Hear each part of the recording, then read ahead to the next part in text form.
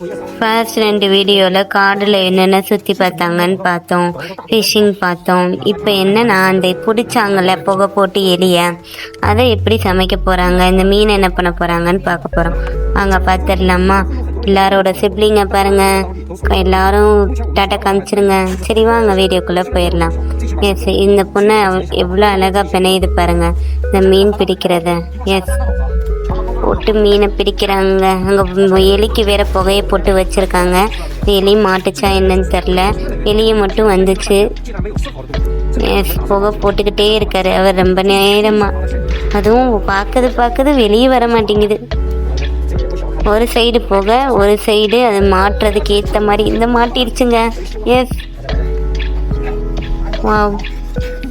நான் அந்த எலியை எதுக்கு பிடிக்கிறாங்க, வெயிட் பண்ணி பார்த்தா தானே தெரியும். இவ்வளோ பெரிய எலின்னு பாருங்க, அப்படியே மனுஷங்க மாதிரியே கை காலை யூஸ் பண்ணுதுங்க. எஸ், அவர் விடலை,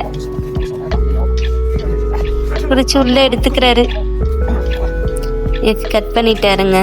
எஸ், எல்லாம் மாட்டிக்கிச்சுல, அதெல்லாம் கட் பண்ணலான்னு கட் பண்ணிட்டாரு. ஆனால் பட்டு அவரால் பிடிச்சிட்டே இருக்க முடியல. இந்த பொண்ணுட்டு கொடுத்து அந்த பொண்ணு பிடிக்க மாட்டேன்ட்டுச்சு. தயவு செஞ்சு வெஜிடேரியனாக இருந்தால் பார்க்காதீங்க. இங்கே மீனை க்ளீன் பண்ண ஆரம்பிச்சிட்டாங்க. இந்த பழம் இதெல்லாம் நிறைய எடுத்தாங்கல்ல, அது இஞ்சி பார்த்தீங்களா, எலி ஒரு நிமிஷம் இப்படி ஆயிடுச்சுன்னு.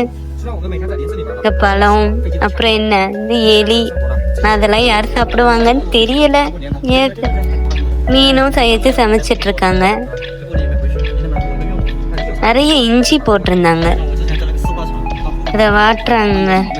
எலிய சாப்பிடலாமா வேணாமான்னு யோசிச்சுட்டு இருப்பாங்க போலுக்க. இந்த பொண்ணு சாப்பிட்ற மாதிரி தெரில, இந்த பொண்ணு பழத்தை சாப்பிட ஆரம்பிச்சிருச்சு. இதோ ஆனால் இவர் எலியை சாப்பிட ஆரம்பிச்சிட்டாருங்க ஒரு நிமிஷத்துல. எஸ், அதுக்கப்புறம் வெளியே கிளம்பியாச்சு. அடுத்து எங்க, அதான் ஒரு நாள் ஃபுல்லாக காட்டில் கிடைச்சதெல்லாம் சமைச்சு முடிச்சாச்சே. அடுத்து நண்டை சாப்பிட ஆரம்பிச்சிட்டாருங்க. வேறு ஏதாவது கிடைக்குதான்னு பார்த்துட்ருக்காரு. எஸ், ஏதோ கருப்பு உருவம் ஒன்று மாட்டுது, அதையும் சமைச்சு சாப்பிட போகிறாங்களா தெரியலையே. சரி, இந்த மாதிரி இன்ட்ரெஸ்டிங் வீடியோஸ், ஃபிஷிங் வீடியோஸ் எல்லாம் பார்க்க கண்டிப்பாக சேனலை சப்ஸ்கிரைப் பண்ணி வச்சுக்கோங்க. அது ஓடி போயிடுச்சு, அதை மிஸ் பண்ணிட்டாங்க.